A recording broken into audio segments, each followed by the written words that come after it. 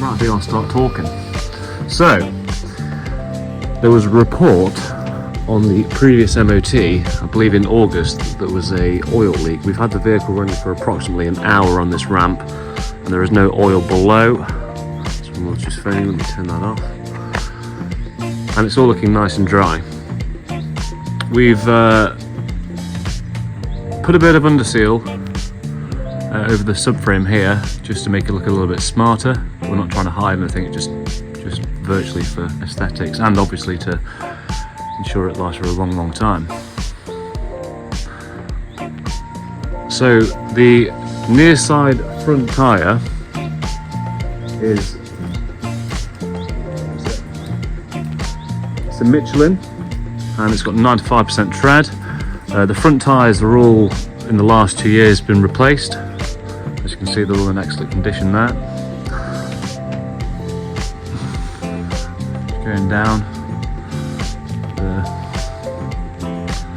jacking points are really good. That's a place where they can go on these vans, nice and original. The sills themselves, a little bit of damage there, but where it bent, but nothing to cry home about. The sills, you can see it's all nice and solid. Right, given this is a minibus, they usually have air suspension, but this one does sit on leaf springs, which is a lot more. Right, my camera ran out of memory there, but what I was saying was this vehicle sits on leaf springs, which is a lot more reliable than the air suspension systems found, and we do find ourselves often changing them from air to leaf, so this is a huge bonus with this van. A memory issue on the phone today. So, this tyre here is a 2021. Correct? Yeah, correct. And we've had that written down as having 95% tread. It is virtually like brand new. Show the sills from this side, looking nice and good. Slightly better look of the van.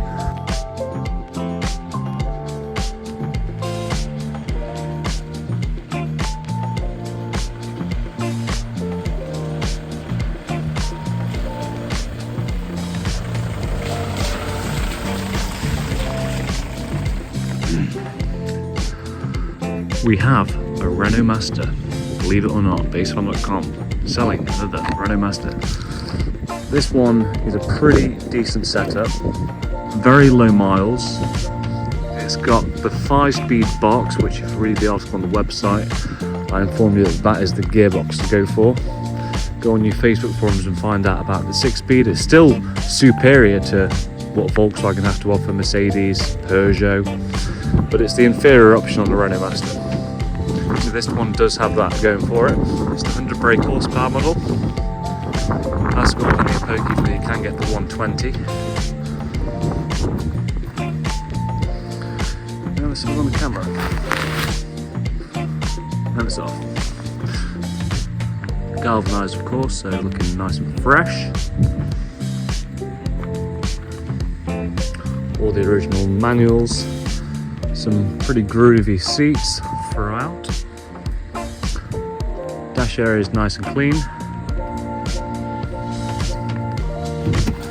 And let's see what it's got under the hood.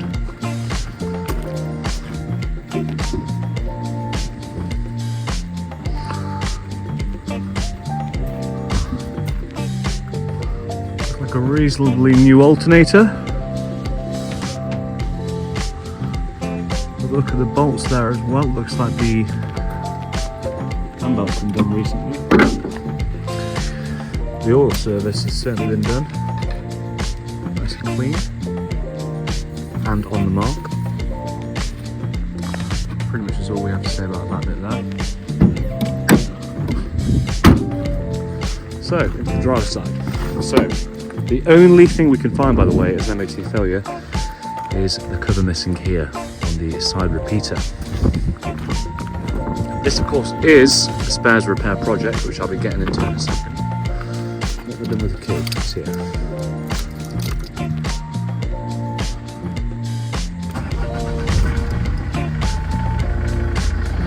Sounds good. Just to confirm as well, it's a 3.5 ton gross weight, so it can be driven on anyone's license. Loads of diesel in there. Just show me the mileage, please. There we go. 35,000 miles. Now there is a leak coming from the concentric bearing, which is resulting in the clutch losing pressure. So that's why it is a spares or repair vehicle.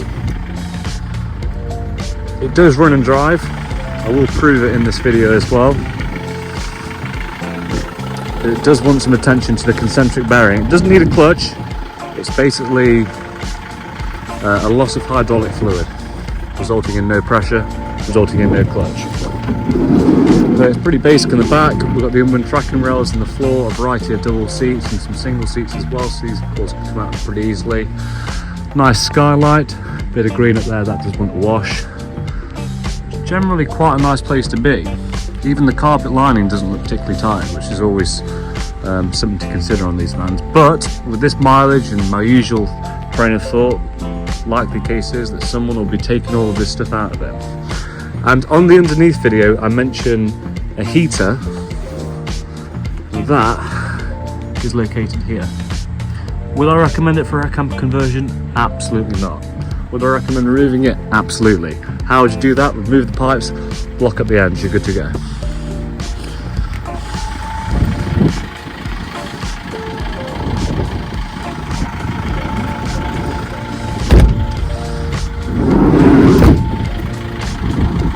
Bodywork, although not rusty, is pretty miserable. There must have been a few tellings off going on whilst the bus driver was driving. A little bit of damage there. Same on this side here. Nothing really to scream home about, nothing that's going to fail the MOT, and something that you could address at a later date when you spend some more money on your conversion project. Right. I think that was pretty successful.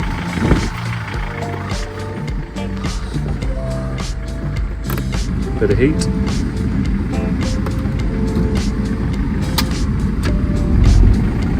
And she drives.